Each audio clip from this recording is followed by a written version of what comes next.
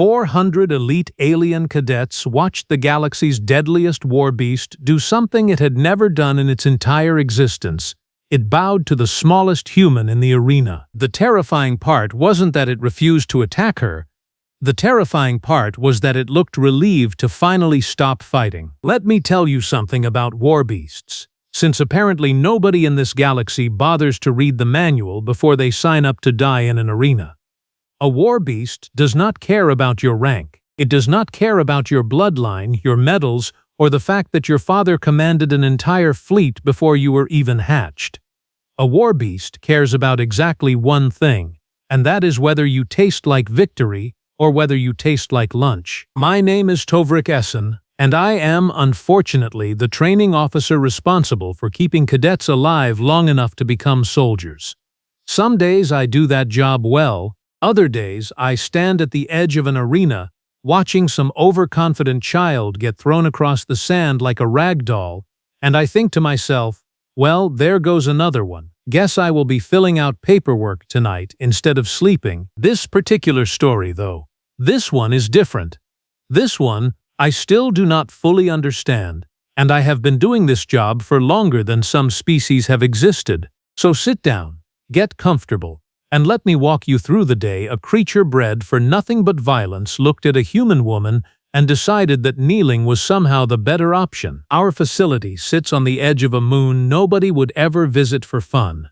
A gray, wind-swept rock we call Caro Station, though I personally call it the place where dreams go to get eaten. It exists for one purpose only, to train the next generation of soldiers for the Combined Systems Defense Corps, an alliance of species that decided after several embarrassing wars that maybe working together was better than dying separately. Humans joined this alliance more recently than most, and let me be honest with you, when they first arrived, nobody expected much. They are soft, physically speaking, no natural armor, no venom, no claws worth mentioning, and their teeth, frankly, are an insult to the concept of teeth. My own species, the Drenari, have 3 rows of them, and we use them for more than just chewing bread. So when the higher command decided humans should be allowed into the elite training program, most officers on this station rolled their eyes so hard I was worried a few of them might sprain something.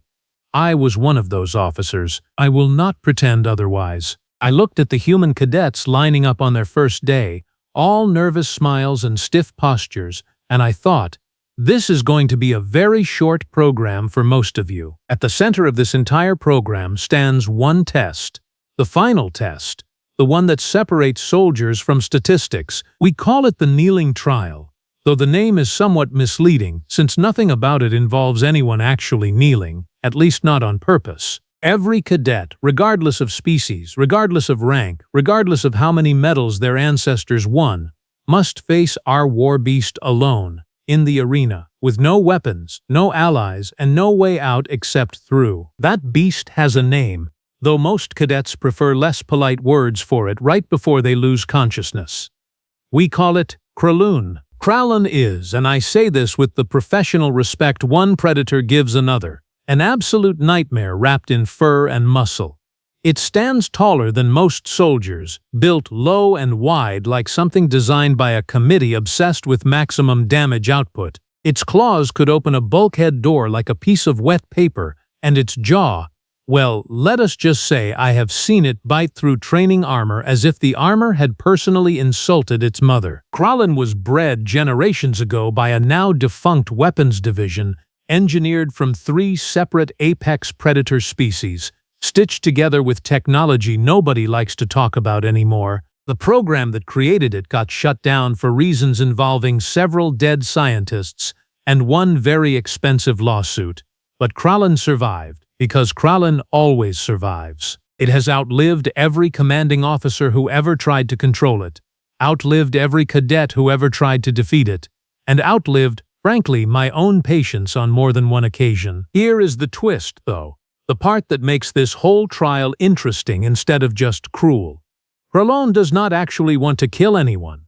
What Kraloon wants, more than anything else in this entire galaxy, is to find someone worth respecting, someone strong enough, smart enough, or simply different enough to earn something that creature has never given to anybody in recorded history, which is submission. Every single cadet who ever entered that arena tried to force it.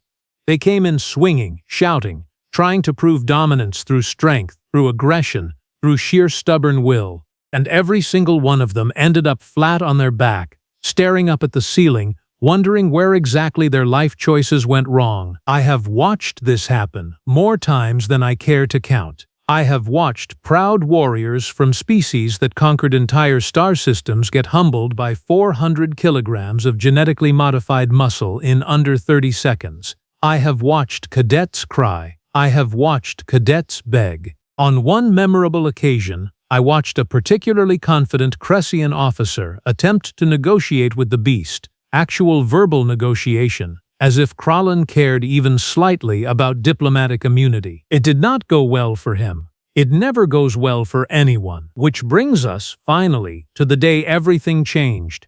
The day I stood at the edge of that arena expecting another disappointing afternoon, and instead witnessed something that made me question every assumption I have ever held about strength, about power, and about what it actually means to win. That morning began normally enough, which should have been my first warning, because in my experience, normal mornings are usually just quiet moments right before chaos arrives wearing a disguise. Our star pupil that season was a Zenthari cadet named Draven Kesk, and if you had asked anyone on this station who would finally break Krallen's unbeaten streak, every single one of them would have said his name without hesitation. Draven came from a long military lineage, trained since childhood in combat disciplines most species would need decades to master, and he possessed the kind of raw physical power that made even veteran soldiers step aside when he walked through a corridor. Draven also possessed an ego roughly the size of a small moon,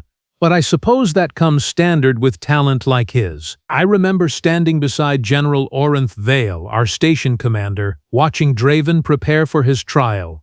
Orinth is a stiff, rule-following sort of officer, the kind who irons his uniform twice a day and genuinely believes paperwork solves emotional problems. He turned to me that morning with something close to hope in his eyes, which honestly made me nervous, because hope on this station usually precedes disappointment. "He is the one," Orinth said, watching Draven stretch his considerable muscles near the arena entrance. Finally, someone who might actually end this beast's little winning streak. I remember shrugging because that is the professional response of someone who has seen this exact scene play out dozens of times before. "Let us see what the sand says," I told him, which is an old Drenari expression roughly meaning, "Do not count your victories before the fighting actually starts." Draven entered the arena with the confidence of a creature who had never once considered the possibility of failure. He strutted toward the center, chest puffed out, muscles flexed, practically daring Krallen to try something, and Krallen, patient as always, simply watched him from the shadows at the far end, tail flicking slowly, eyes tracking every movement like a predator calculating exactly how many seconds this would take. Draven shouted something in his native tongue, a challenge, a declaration of dominance, the kind of chest-thumping display his species is famous for. He struck his own armor plating with his fist, producing a loud metallic clang meant to establish superiority. Krallen tilted its massive head slightly, almost like it found the display mildly interesting, the way you might watch a small animal attempt something wildly beyond its capabilities. Then it moved. I have watched Krallen move 1,000 times, and it still manages to surprise me every single time, because something that large should not be capable of that kind of speed. One moment it sat there, seemingly relaxed, and the next moment it had crossed 20 meters of open sand and slammed into Draven with enough force to knock the air completely out of his lungs. Draven, to his credit, recovered quickly, rolling away and springing back to his feet with impressive agility. He threw punches, landed several solid hits against Krallen's thick hide, hits that would have shattered bone in almost any other opponent. Krallen barely seemed to notice. This continued for several minutes, Draven fighting with everything his considerable training had given him, striking, dodging, attempting grapples that would have subdued most creatures 3 times his size. And through it all, Krallen remained patient, almost curious, absorbing hits, occasionally retaliating, with enough force to send Draven sprawling across the sand. I turned to Orinth at one point and said, "He fights well." Krallen simply disagrees with his conclusions. By the time the trial ended, Draven lay on his back, breathing heavily, staring up at the artificial sky of the arena dome, and Krallen stood over him, not attacking further, simply watching, waiting for the fight response that would justify finishing the encounter. Draven wisely stayed down, which is more than I can say for some previous cadets who mistook stubbornness for courage. The medical team pulled him out, bruised badly but alive, and I remember the look on his face as they carried him past me. Not anger, not humiliation, just genuine confusion, the expression of someone who had never once considered that strength alone might not be enough. I logged the results, filed my usual disappointed report, and prepared myself for another long season of watching talented cadets get humbled by 4 legs and bad attitude. What I did not expect, what none of us expected, honestly, was the name that appeared next on the trial roster, Ellie Marsh. Now, I want you to understand something about Ellie Marsh, because on paper, she was possibly the least intimidating cadet this station had ever processed. She stood shorter than average even for a human, spoke rarely during training exercises, and consistently scored in the middle range on every physical evaluation we administered. She was not the strongest cadet, she was not the fastest, she was not, by any measurable metric, someone anyone expected to survive an encounter with Kralun, let alone succeed where a warrior like Draven had just failed spectacularly. I actually laughed when I saw her name on the roster. I am not proud of that reaction, but I include it here for honesty's sake, because this story only works if I admit exactly how wrong I was. There was another human cadet on the station, a nervous fellow named Buzz Okonkwo, who had developed something of a habit of narrating his own anxiety out loud, apparently unable to keep his thoughts internal even when doing so might have served him better. I overheard him talking to Ellie the night before her trial, practically vibrating with worry. "You do not have to do this," Buzz told her, pacing back and forth outside the training barracks. "You could ask for a delay, a medical exemption, literally anything.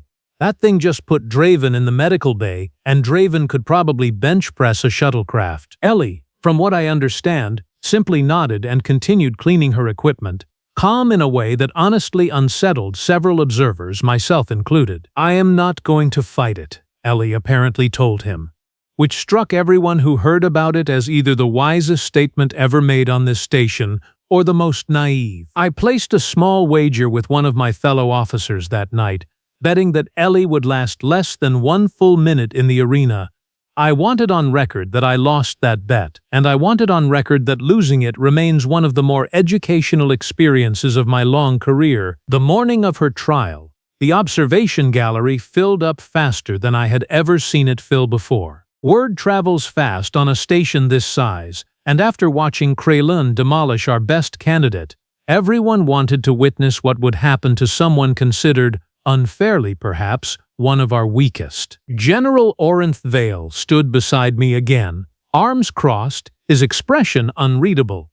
"Do you think she has any chance at all?" he asked me quietly. I remember looking down at the arena, at Krallen already pacing near the far wall, sensing new prey approaching, and I told Orinth honestly, "I think chance has very little to do with what happens in that arena. I think it comes down to something else entirely, something I have not quite figured out yet." Ellie walked toward the arena entrance without any of the ceremony other cadets typically brought to the moment. No war cries, no dramatic posturing, no final speeches to onlookers. She simply walked, calm, steady, her expression almost thoughtful, as if she were preparing for a quiet conversation rather than a potential death match against a genetically engineered monster. Buzz Okonkwo, watching from the gallery, apparently could not stop talking even during the walk itself. I heard he muttered something along the lines of, "This is fine, everything is fine, she is definitely going to be fine," in a tone that suggested he believed none of those words even slightly. The arena doors opened, and Ellie stepped inside. I want to describe this moment carefully, because everything that happened afterward stems from what occurred in these first crucial seconds. Krallen, sensing a new challenger, immediately shifted into its familiar predatory stance, low crouch, tail flat, ears pinned back, every muscle coiled and ready for the explosive charge that had ended so many previous trials. Ellie stopped roughly 15 meters away from the beast and simply stood there. She did not raise her fists. She did not shout a challenge. She did not attempt any of the dominance displays every previous cadet had instinctively performed. She just stood, hands relaxed at her sides, breathing steadily, watching Krallen with an expression that I can only describe as genuine curiosity rather than fear. Krallen paused. I noticed this immediately, because Krallen never pauses. In every previous encounter I had witnessed, that creature charged the moment a cadet entered its territory, driven by instincts too deeply embedded for hesitation. But here, faced with someone who refused to engage in the expected ritual of challenge and response, it seemed genuinely confused about what to do next. I leaned toward Orinth and whispered, "This is new." The silence stretched on for nearly a full minute, an eternity by arena standards.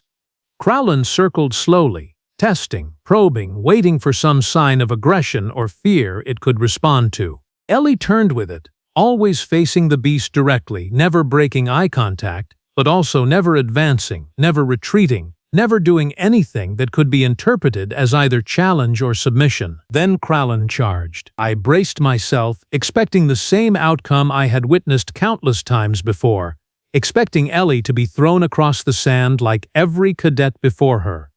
But something remarkable happened instead. As Krallen's massive form closed the distance between them, Ellie did not run, and she did not brace for impact either. She simply lowered herself slightly, not into a combat stance, but into something closer to stillness, the posture of someone choosing calm over panic, even as 400 kilograms of muscle bore down upon her. At the very last moment, close enough that I genuinely feared for her life, Krallen stopped, not slowed. Stopped. Completely, instantly, as if some internal switch had suddenly flipped.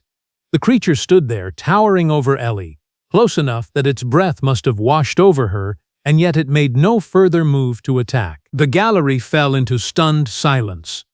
I heard Buzz Okonkwo somewhere behind me make a sound that was somewhere between a gasp and a whimper. Ellie, remarkably, did not move away. She stayed exactly where she was, looking up at the creature that could end her existence with a single bite, and slowly, carefully, she raised one hand, not toward its face, not in any gesture of dominance or challenge, but simply extended it downward, palm open, in the universal gesture that means, "I am not here to hurt you." I need you to understand how genuinely bizarre this behavior appeared to everyone watching. Every training manual, every historical record, every previous encounter suggested that any hesitation shown to Krallen would be interpreted as weakness, an invitation for immediate attack. And yet here was this small, unassuming human, standing calmly beneath a creature bred entirely for violence, offering nothing but stillness and an open hand. Krallen lowered its massive head slowly, nostrils flaring, taking in her scent, and I watched something shift in that creature's posture, something I had genuinely never witnessed in all my years overseeing this program. The tension in its shoulders eased slightly. Its tail, previously rigid and flat, drooped just slightly toward the ground. General Orinth grabbed my arm, his grip tight with tension. "What is happening?" he asked, and for possibly the first time in my career, I had no sarcastic response ready. I simply did not know. Ellie began speaking, quietly, her voice barely audible even through the arena's sound system. I could not make out every word, but I caught fragments, phrases about not needing to fight, about recognizing something in the creature's eyes that suggested exhaustion rather than aggression, about how tired it must be after a lifetime of forced conflict. I want to pause here and explain something about my own species, and honestly about most species in this alliance, because it matters for understanding why what happened next seemed so utterly impossible to everyone watching. Our cultures, almost universally, are built around hierarchy established through strength. Dominance determines status. Power determines respect. We do not typically offer kindness to creatures capable of killing us because in our collective evolutionary history, Kindness shown to a predator usually resulted in becoming that predator's next meal. Humans, it turns out, operate somewhat differently, though I did not fully understand this until that exact moment. Kralen's massive head lowered further until it was nearly level with Ellie's outstretched hand. The entire arena held its breath, myself included, as that enormous creature, the same beast that had broken every previous cadet, the same beast that had outlived every attempt at control or domination, gently pressed its snout against her open palm. I heard someone in the gallery actually sob. Though I will not name names to protect their dignity, Ellie remained perfectly still, her hand steady despite what must have been overwhelming fear, and she continued speaking softly to the creature, her tone gentle, patient, entirely without judgment or expectation. She was not trying to tame Kralun. She was not trying to prove anything. She simply seemed to be acknowledging its existence as something more than a weapon, something more than a test to be passed or failed. And then, slowly, deliberately, in a movement that violated every behavioral pattern this creature had displayed across its entire existence, Kralun bent its front legs and lowered itself to the ground before her. It knelt. I have watched this footage back more times than I would like to admit, and every single time, that moment still sends a chill through my scales. 400 kilograms of genetically engineered predator, bred for nothing but combat, undefeated across countless trials against warriors far stronger and more skilled than Ellie Marsh, chose in that moment to lower itself before a human who offered nothing but calm and an open hand. The silence in the observation gallery lasted perhaps 10 seconds before it shattered into complete chaos. I heard shouting, disbelief, someone dropping their equipment entirely. General Orenth Vale simply stood frozen beside me, his mouth slightly open, processing something that clearly did not fit into any framework his military career had prepared him for. Draven Kesk, still recovering in the medical bay but watching through a monitor feed, apparently threw something across the room in frustration, though I heard secondhand that his anger softened into something more thoughtful once the full weight of what happened settled in. Buzz Okonkwo, meanwhile, simply started laughing, a slightly hysterical laugh born from relief rather than humor, repeating the phrase, "I knew it, I knew she would be fine," despite having spent the entire previous evening insisting the exact opposite. Down in the arena, Ellie knelt as well, matching the creature's posture, and gently placed her other hand against the side of its massive head. Kralun made a low sound, something between a growl and something almost like a sigh, and remained perfectly still beneath her touch. I want to be honest with you about something, because this story would mean nothing without honesty attached to it. I spent that entire evening in my quarters, reviewing footage, consulting historical records, trying desperately to find some logical explanation for what I had witnessed. I checked whether Kralun had been drugged. I checked whether some malfunction had occurred in its neural implants. I checked, genuinely, whether the entire event had somehow been staged, because my mind simply refused to accept the alternative explanation staring me directly in the face. The alternative explanation, the one I eventually had to accept, was simply this.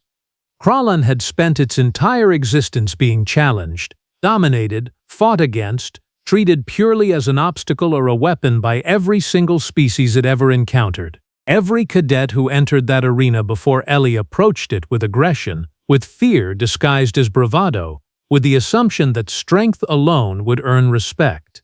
Ellie approached it differently. She approached it with patience, with calm acknowledgement rather than challenge, with the quiet recognition that even a creature bred purely for violence might simply be exhausted from a lifetime spent proving itself through combat. I called General Orenth Vale to my office the following morning, and we sat together reviewing the footage for what felt like the 100th time. He looked considerably older than he had the previous day, though I suspect that had less to do with actual aging and more to do with several sleepless hours spent questioning decades of military doctrine. "I do not understand it," he admitted finally, rubbing his temples. "Every combat theory we have ever developed suggests strength determines outcome, dominance determines survival. And yet here we have empirical proof that something else entirely produced a result none of our strongest cadets could achieve. I remember leaning back in my chair, considering his words carefully before responding. Perhaps, I told him, we have been asking the wrong question this entire time. We keep asking how to defeat Kralin, how to dominate it, how to prove ourselves stronger than it. Ellie asked a different question entirely. She asked what that creature actually needed, rather than what she needed to prove. Orinth sat with that thought for a long moment before responding. "Do you believe this changes anything about our training program?" he asked. I told him honestly that I believed it should change everything, though I suspected old habits and older doctrines would resist that change for quite some time. Military cultures, across every species I have encountered in my long career, tend to value strength as the ultimate currency, and unlearning that assumption takes considerably longer than a single afternoon in an arena, regardless of how remarkable that afternoon might have been. Ellie Marsh, for her part, seemed almost embarrassed by the attention her trial generated. I spoke with her briefly the following week, curious to understand her perspective on what had happened, since frankly, nobody else on this station could offer any satisfying explanation. She shrugged when I asked her directly what she had been thinking as Kralin charged toward her. "I was not thinking about winning," she told me. "I was thinking about what that creature had probably experienced its entire life. Everyone who ever met it tried to prove something against it. Nobody ever just tried to understand it." I asked her whether she had been afraid, and she admitted, quite openly, that she had been terrified. "But I figured," she continued, "that if I reacted with fear, it would only confirm what every previous encounter probably taught that creature, which is that everyone who meets it either attacks it or fears it.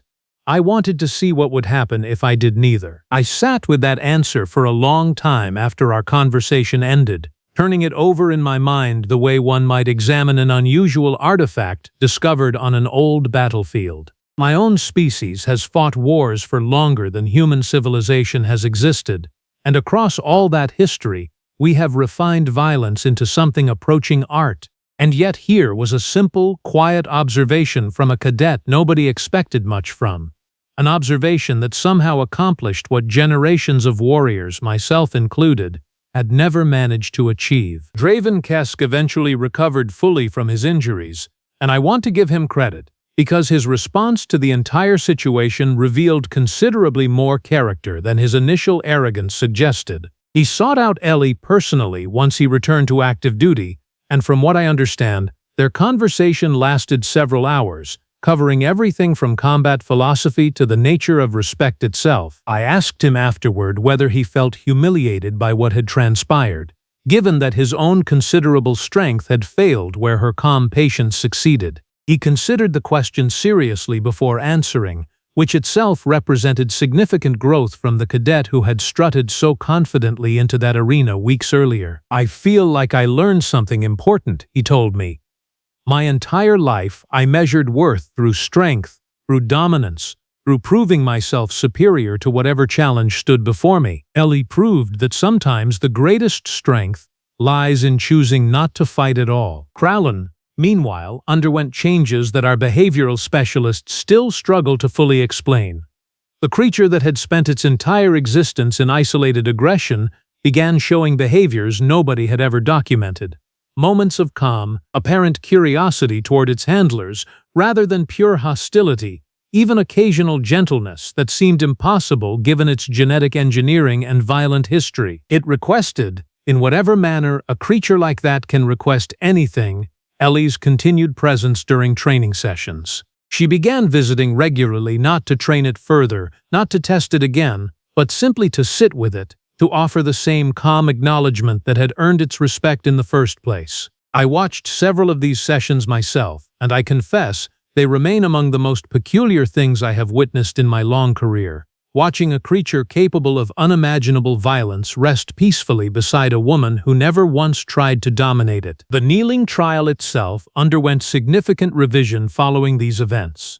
General Orinth Vale, to his considerable credit, ordered a complete review of our training philosophy, incorporating lessons learned from Ellie's approach into how future cadets prepared for that final test.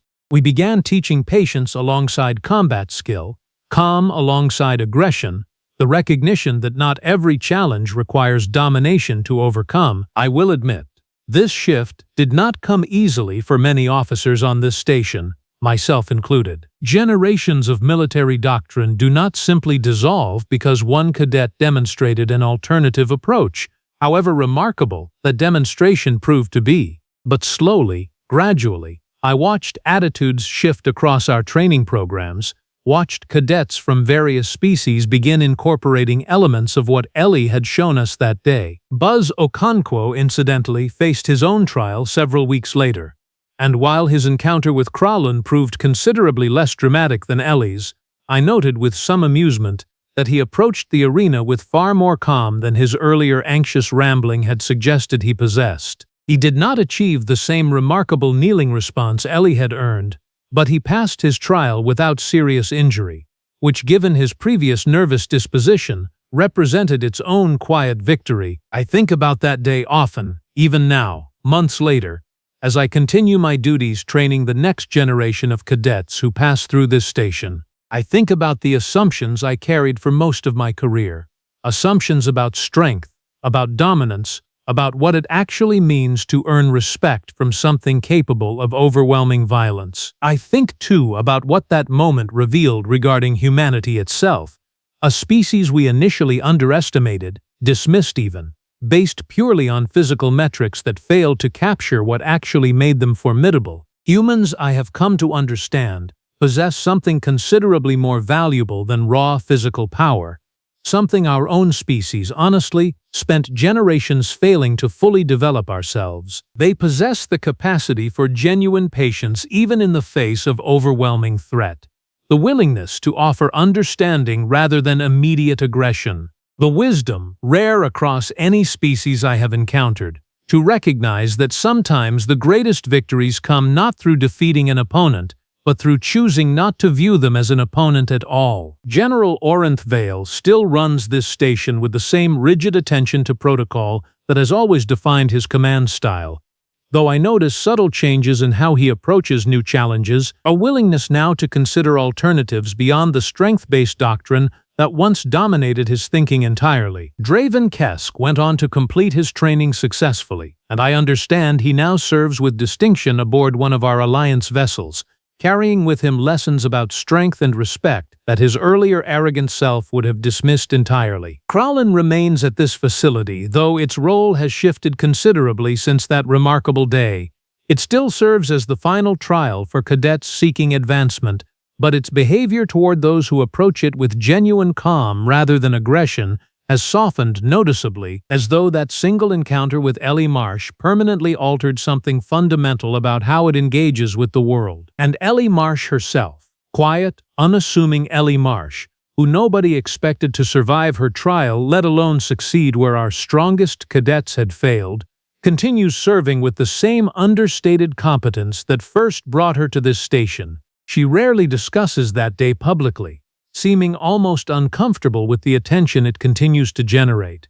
But those of us who witnessed it firsthand carry the memory with us, a permanent reminder that our assumptions about strength and worth often fail to capture what truly matters. I suppose, if this story needs some kind of closing thought, some final sarcastic observation from an old Drenari officer who has genuinely seen too much across a long and occasionally exhausting career, it would be this: we spend so much energy across this galaxy measuring worth through strength, through dominance, through our capacity to overwhelm whatever challenges stand before us. And then, occasionally, someone comes along who reminds us that the most profound victories sometimes require nothing more than patience, understanding, and the simple willingness to see something else as more than just an obstacle to overcome. I still do not fully understand everything that happened that day in the arena. And honestly, after decades in this profession, I have made peace with not understanding it completely.